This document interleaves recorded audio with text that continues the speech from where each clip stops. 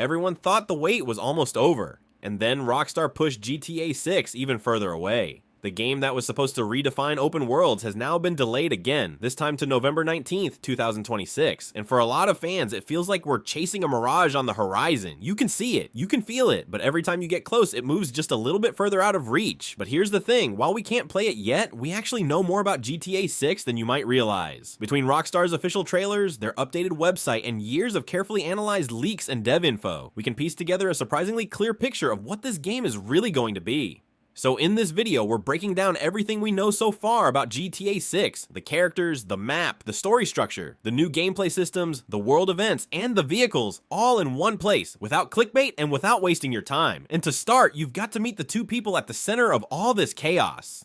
The heart of GTA 6 is a couple that Rockstar clearly wants you to remember, Jason Duval and Lucia Caminos. They're not just two separate protagonists like in GTA 5, they're a pair, a Bonnie and Clyde for the modern South. Jason comes off like the classic GTA lead you've seen before, but with a twist. He's ex-military, raised in a rough environment, trying to live some version of a normal life while still being pulled toward fast money and bad decisions. The guy looks like he wants peace, but the world he lives in doesn't really offer that. He's handy, he's capable, and he's the type of person who can fix your car, build a shed, and rob a store in the same afternoon if he has to. Lucia is different energy entirely. She's the first female playable protagonist in GTA history, and Rockstar is not treating her like a sidekick. In the trailers and promo art, she's confident, sharp, and clearly dangerous. You see her in a boxing gym, you see the boxing glove charm around her neck, and you get the sense she's been fighting her entire life. Not for fun, but to survive, to protect her family, and to carve out a place in a world that keeps pushing her down. When we first meet her, Lucia is wearing an ankle monitor and sitting in what looks like a prison or a halfway house. That tiny device around her leg might actually shape the early hours of the story, limiting where she can go and forcing you to start small before the world truly opens up, just like the early chapters of Red Dead Redemption 2. Around them, Rockstar is building a cast that feels loud, messy, and very Florida. We've got paranoid conspiracy friends, old school smugglers running product through boatyards, seasoned bank robbers who look like they walked out of a heist movie, and more side characters that haven't even been properly introduced yet. Jason and Lucia are the core, but the people around them are going to set the tone, and that tone only really makes sense when you see the world they live in. But to understand how big this thing really is, you have to zoom out and look at the map. GTA 6 takes us to Leonida, Rockstar's twisted version of Florida, with Vice City as the main urban hub and a whole state around it. They're not just giving us one city this time, they're giving us a whole region that feels like a living, breathing slice of the American South. From official descriptions and map breakdowns, we already know the 6 big headliners. Vice City, the neon-soaked Miami-inspired metropolis where the money, clubs, and chaos live. Leonida Keys, island chains based on the Florida Keys, picturesque on the surface, probably rotten underneath, grass rivers, swampy wetlands with gators, mangroves, and that humid, eerie vibe that feels perfect for shady deals and bodies nobody ever finds.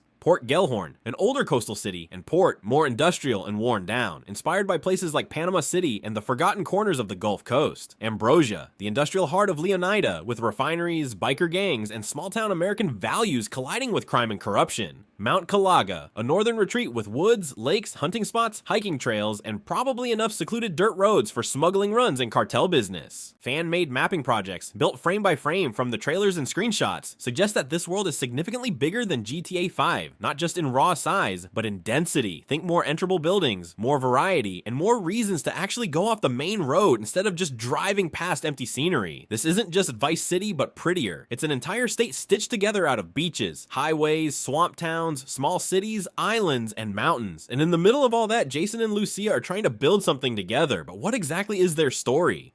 Rockstar is being extremely careful about spoilers, but the second trailer finally gives us a clearer theme. Jason and Lucia are in it together, but the deck is stacked against them from day one. An easy job goes sideways. Suddenly they're on the run, hunted by cops, social media, and probably half the state of Leonida. Insider chatter and comparisons to Red Dead Redemption 2 suggest a chapter-based story structure, where you move through different regions and phases of their criminal career. Early on, you might be stuck in smaller neighborhoods, living under tight restrictions. As the story progresses, new areas, new crews, and new opportunities unlock, pulling you deeper into the underworld. One of the biggest hints we've seen is the focus on robberies. Not just big cinematic heists, but smaller, more dynamic hits. Leaks and dev info talk about hundreds of enterable shops, diners, pawn stores, and gas stations that you can hit on your own time, choosing how aggressive you want to be. Some sources even mention functional malls, meaning you can walk inside, shop, or cause absolute chaos if you're feeling reckless. The story doesn't seem to be about one big job like the Union Depository in GTA 5. It's more about a long climb from broke and desperate to powerful and hunted, with Jason and Lucia's relationship being the emotional anchor that carries you through all of it. But the story alone isn't what makes GTA 6 feel different, it's how the game systems underneath it have evolved, because this time, Rockstar is rebuilding the way GTA plays from the ground up. GTA 6 isn't just slapping a new map on an old engine. From everything we've seen and everything that's been pulled from the early builds, this game is stacked with new mechanics that make the world feel more reactive and more dangerous. First, there are new items that change how you approach crime, tools that let you bypass immobilizers on luxury cars and supercars, forcing you to think more like an actual thief instead of just pressing a button and driving off, USB-style devices for hacking into computers and networks, opening up more stealthy or technical approaches to missions, tracking jammers and similar gear to mess with how law enforcement can trace your vehicle or location. Inventory also looks more grounded. Instead of storing an entire armory in Jason's back pocket, there's evidence of limited weapon slots and bags, similar to the way Red Dead 2 made you think about what you were carrying. You might have to stash guns in vehicles, plan your loadouts, and actually commit to a style before a mission. Both Jason and Lucia come with unique abilities too. Jason appears to have a combat-focused awareness mode, letting him slow down or highlight enemies in a way that feels like a mix between GTA 5's special abilities and Red Dead's Deadeye. Lucia seems tied to more tactical or hacking style advantages, though Rockstar hasn't fully spelled that out yet. On top of that, there's strong evidence of a weight and physique system returning. What you eat, how much you move, and how often you train will change how your character looks and maybe even how they perform. Go too heavy on junk food and you might feel slower. Keep hitting the gym and you'll look more intimidating. But all of that is nothing compared to the biggest change: NPC and police AI. Instead of enemies simply rushing you in a straight line, GTA 6 is built around groups that coordinate, flank, and react to what you're doing. Civilians don't just exist as background noise either. They have more varied routines, animations, and responses. In the trailers, you'll see people dancing, posing for selfies, live streaming, doing car meets, and turning every street corner into a viral clip waiting to happen. The police system also looks completely reworked. Rather than cops magically spawning on your forehead, there's a witness and description system. People can report what you look like, what car you're driving, what weapon you used, and where you were last seen. Law enforcement responds based on that information, using different tactics, vehicles, and strategies depending on how much they know and how hot the situation is. All of that means crime in GTA 6 will feel less like a scripted animation and more like a living system you have to constantly adapt to. But a world that complex needs content to match it, and Rockstar is filling Leonida with things to do.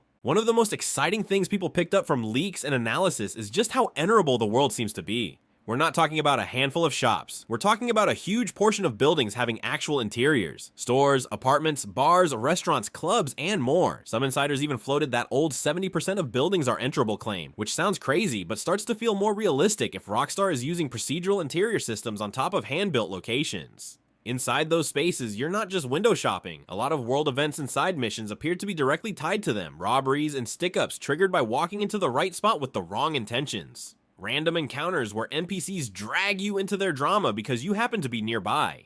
Activities like bars, clubs, dice games, races, and more that feel like extensions of the world instead of isolated mini-games. Then there's the cop ambush concept. Instead of only chasing you in a straight line, law enforcement can set up roadblocks and traps, lying in wait along certain highways or back roads, drive into the wrong area at the wrong time, and you might find out the hard way that they were one step ahead. You'll also be able to actually interact with NPCs more meaningfully, greeting, antagonizing, threatening, or calming them down. If you're robbing a diner, for example, you might be able to talk customers into staying quiet instead of automatically triggering a wanted level just by pointing a gun. The goal is simple: make Leonida feel less like a stage and more like an ecosystem. And that ecosystem isn't just people, it's animals too. If you thought GTA 5's wildlife was impressive, GTA 6 looks like it's taking things way further.